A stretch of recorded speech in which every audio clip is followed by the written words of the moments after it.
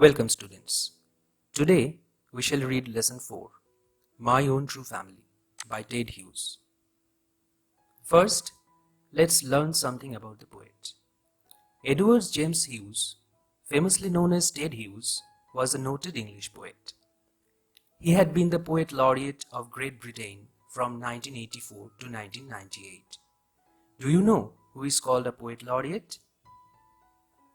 Well, a Poet Laureate is a poet officially appointed by a government or conferring institution, typically expected to compose poems for special events and occasions. The title Poet Laureate was first granted in England in the 17th century for poetic excellence. Its holder is a salaried member of the British royal household, but the post has come to be free of specific poetic duties now. Some of Hughes's best poems include The Thought Fox, Snowdrop, View of a Pig, Hawk Roosting, Crow's First Lesson, etc. As you can see, nature is the principal theme of Hughes's poetry. Let's now read the poem. My Own True Family is a wonderful poem that is divided into 5 triplets. Now, what is a triplet? A triplet is a stanza that contains 3 lines. Look at this poem. It has 5 stanzas and each stanza consists of 3 lines. Okay, let's now read the poem between the lines. My Own True Family. Once I crept in an oak wood. I was looking for a stag.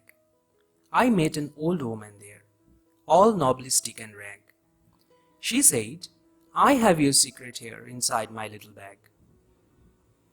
Here, the word I actually refers to a young child. The child once crept in an oak wood. Do you know what is the meaning of crept? Well, crept means entered silently. So the young child entered an oak wood silently. Why? Because he was looking for a stag, a male deer. In the oak wood, he met an old woman, all nobly stick and rag. Nobly here means unsteady. The old woman was unsteady. Nobly also means having small hard lumps. So the stick the woman had with her had small hard lumps as well. So the woman was nobly and she was wearing rag, that is torn cloth. She said, I have your secret here inside my little bag. So the woman was also carrying a little bag. And she said that she had the boy's secret inside her bag. Then she began to cackle, and I began to quake. She opened up her little bag, and I came twice awake, surrounded by a staring tribe, and me tied to a stake. So the lady began to cackle. That means the lady began to laugh harshly. That was a loud laugh. So the boy was frightened and he began to tremble. He began to shudder. The lady then opened up her little bag and I came twice awake. This phrase, I came twice awake, this is very important in the context of the poem. I shall explain this phrase later. Now let's continue reading. So, when the lady opened her bag, the boy came twice awake, and he found himself surrounded by a staring tribe, and me tied to a stake. So, a staring tribe surrounded the boy, and the boy found himself tied to a post. They said, we are the oak trees and your own true family. We are chopped down, we are torn up. You do not blink an eye. Unless you make a promise now you are going to die. So, the staring tribe actually introduced themselves as the oak trees. And they said that they are the true family of the boy. The oak trees lamented that they are cut down mercilessly, but the boy never blinked an eye. That means the boy never feels pity for the oak trees. Then the oak trees threatened the boy and said, if he doesn't make a promise now, he is going to die. Whenever you see an oak tree felled, swear now you will plant two. Unless you swear, the black oak bark will wrinkle over you and root you among the oaks where you were born but never grew. So, the promise that the oak trees asked the boy to make was to plant two trees when one is felled. And if the boy doesn't make the promise, what will happen? The black oak bark will cover him up and root him, will plant him among the oaks where he was born but never grew. So, the oak trees threatened the boy that if the boy doesn't promise to plant two trees when he sees one felled, the oak trees will root him there. This was my dream beneath the boughs, the dream that altered me. When I came out of the oak wood back to human company, my walk was the walk of a human child, but my heart was a tree. So, here we come to know that the experience that the boy had till now was actually a dream. And this dream beneath the boughs of the oak wood altered him, changed him, transformed him. Why? Because when he came out of the oak wood and he was back to human company, his walk was the walk of a human child, but his heart was a tree. That means he realized that trees are the members of his own family.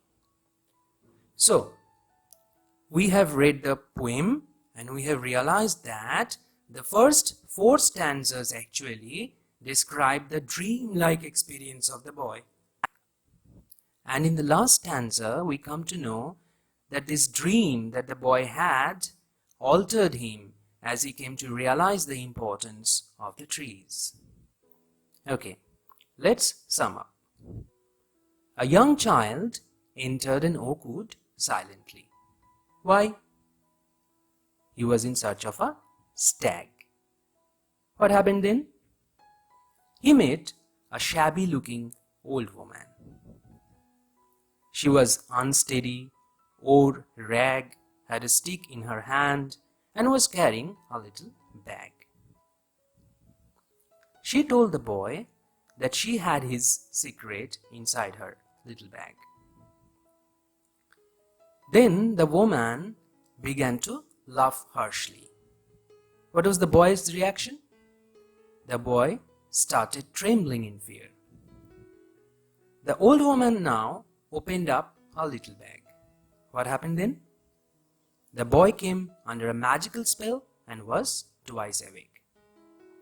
The boy found himself tied to a stake and surrounded by a staring tribe. The tribe introduced themselves as the oak trees. They further told the boy that they are his own true family. The oak trees lamented that they are chopped down mercilessly, but the boy never feels pity for them. They threatened the boy that if he doesn't make a promise now, he will have to die. The oak trees asked the boy to make a promise that he will plant 2 trees if one is felled. They warn that if he fails to swear, the black oak bark will cover him up and root him among the oaks. This magical experience beneath the oak branches transforms him completely. When the boy comes out of the oak wood, his appearance, behavior are of a human child, but his heart was a tree. That means the boy had a moral reawakening as he came to realize that human beings and trees belong to a single family and hence they should thrive together. Let's consider a few more aspects now. The old woman in the poem may be seen as a symbol. What does she stand for? The old woman stands for Mother Nature. Her shabby appearance and unsteady posture aptly refer to the wretched condition of Mother Nature, who is on the brink of destruction. Again, the stag symbolizes wild animals, which are endangered due to the cruelty of human beings. While the old woman in the poem represents nature, the oak trees stand for all the trees, and the boy may be seen as a representative of the greedy race called human beings. The oak trees may be seen as speaking on behalf of all the trees, or for that matter, the oak tree is speaking on behalf of nature. This becomes more evident when the oak trees accuse the boy of not showing any sympathy towards them, although they are the members of his own true family. The old woman told the boy, "I have your secret here inside my little bag." What may be that secret? Here, the word secret refers to the fact that human beings and trees belong to a single family. As the lady opened up her bag, the secret was revealed to the boy. Where you were born but never grew. What does the poet try to convey here in this line? Perhaps the poet is trying to convey the fact that man was born in the lap of Mother Nature, but he has never become mature enough to realize the importance of trees. In other words, he never grew enough to realize that trees are the members of his own family. Okay, so what is the theme and what is the significance of the title of the poem? While describing the magical experience of a young child in an oak wood, the poem focuses strongly on the need to protect our natural environment for the welfare of mankind. The poem reiterates the universal truth that the bond between man and nature is providential. Hence, we must not forget that human beings and trees should thrive together as members of a single family. They belong to one single family, and so they should thrive together, live together.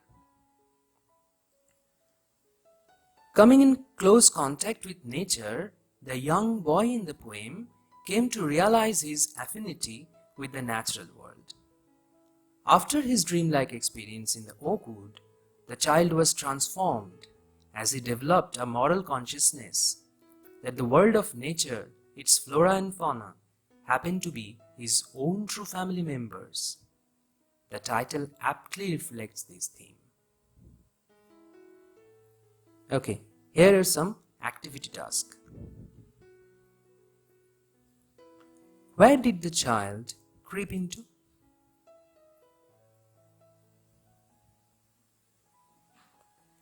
Why did the child enter an oak wood?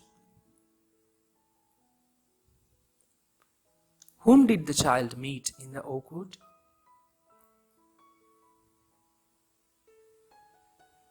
What did the old woman tell the young boy? When did the old woman begin to cackle? What was the reaction of the child when the woman laughed harshly?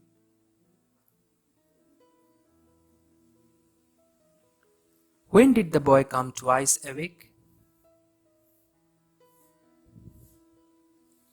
Where was the boy tied to? Where and by whom was the boy surrounded?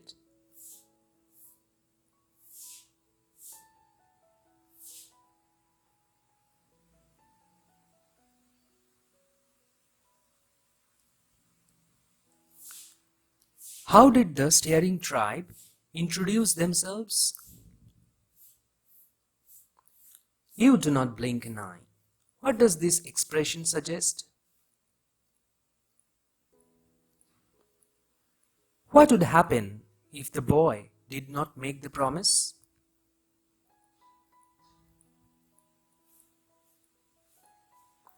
What was the promise the boy was asked to make? How were the boy's feelings when he came out of the oakwood? What altered the poet? How did the old woman look?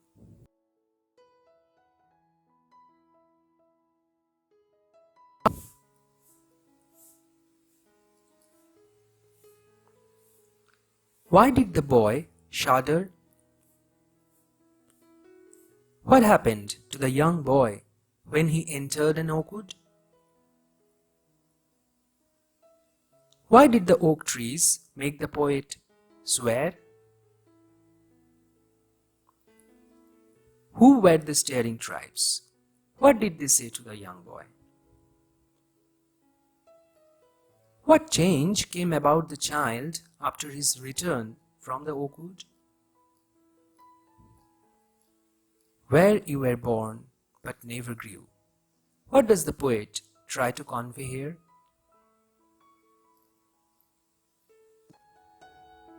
Thanks for your patience. Now read attentively. The worksheet is given in the description box. Post your queries, if any, in the comment section. Thank you.